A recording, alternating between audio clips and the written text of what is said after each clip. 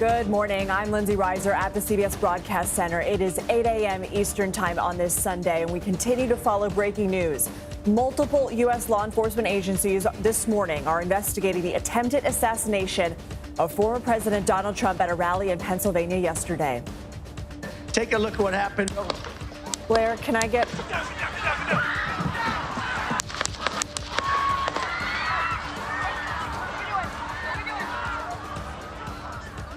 That is the moment the shooting happened just after 6 p.m. Eastern Saturday. The presumptive Republican nominee had walked on stage, and about 6 minutes later, shots were heard. The shooting left the Republican candidate bleeding from the ear.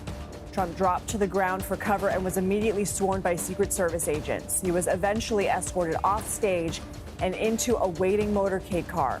The former president was treated and released from a local hospital Saturday night. One other person attending the rally was killed, 2 others critically injured. The shooter was killed by federal agents. In a post on Truth Social, Donald Trump said in part, quote, "I was shot with a bullet that pierced the upper part of my right ear.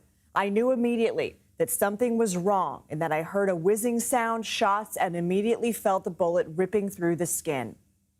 The FBI has identified the shooter as 20-year-old Thomas Crooks from Bethel Park, Pennsylvania, about an hour from the rally. Law enforcement agents were seen conducting a search on what is believed to be the home of the now deceased shooter. The FBI has taken the lead in the investigation and said last night it will be ongoing for some time.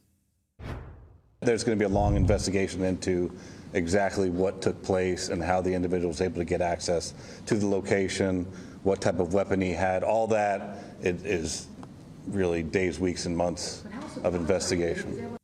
I'm joined now by CBS News congressional correspondent Scott MacFarlane and CBS News campaign reporter Olivia Rinaldi. They were both part of the team covering the rally when the shooting took place. Good morning to both of you. Happy to see you are both okay after what happened. Scott, walk us through what happened from your perspective covering the rally. A monumental and shattering failure at what it should have been a uniquely safe event. There were families here. There were groups here. There were thousands of people who camped out all day here under the assumption this was going to be a political rally at which they were protected. And because of the failure, a series of shots we all heard about 6 or 7 minutes into the former president's speech wounded the former president, killed one of the rally goers, critically injured 2 more, and did untold damage to the fabric of the country. So many of us conflated those initial explosive noises as fireworks. Sounds like somebody had set off a series of 6 to 8 fireworks in the backyard. When it became known, or at least suspected about 10 seconds later, that we had to get cover, that it might be something more sinister, that it might be gunshots, we were among the few who had the luxury of somewhere to take cover. We were standing on those elevated press risers that were behind the crowd next to the cameras. We were able to jump down and get beneath the risers. But for this crowd, which was jammed in like a rock concert, standing room only, shoulder to shoulder, there was nowhere to hide. There was no ability to take cover. And I think so many people, as they exited here, were trying to process, Lindsay, something our generation's never seen before. We saw Trump rally goers embracing in tears after, checking on each other. Just a unifyingly tragic event. Olivia, you were recording some of the immediate aftermath while also, as Scott was saying, trying to duck for cover. What was happening for you in that moment? I mean, as Scott said, it was just harrowing and hectic in that moment. You could hear those successive shots, and I was standing just behind Scott on the riser, and someone pulled me down onto the ground. As I continued to hear the shots, there were people in front of me crouching down, and I decided to pop up just a little bit and take some videos, trying to see what was going on. You can hear the screams. You can hear more of the bullets whizzing by. And, you know, ultimately I could see the crowd starting to get up. And that's when I started to get up off the ground. And I could see former President Donald Trump bloodied. And I could see him throwing his fist into the air and the crowd getting riled up with that. You know, after that moment, Donald Trump got taken into the motorcade where he was quickly whisked away. And then just utter pandemonium broke out. People were scared. People were running. Police were running by, trying to figure out what was going on. They cleared out the bleachers to the left of Donald Trump. And Lindsay, after they cleared out those bleachers, we could see a lot of blood that was on those bleachers. That's unfortunately where a man had passed away earlier in the evening after he was shot.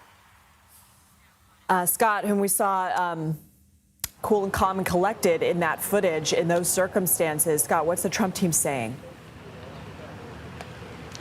Well, we had the luxury of somewhere to hide. I know as somebody who jumped off those rafters, equipment fell on top of us, and we suffered the blows and found a place to get away from some of the chaos. But you can't unhear the screams of the people who didn't have that luxury.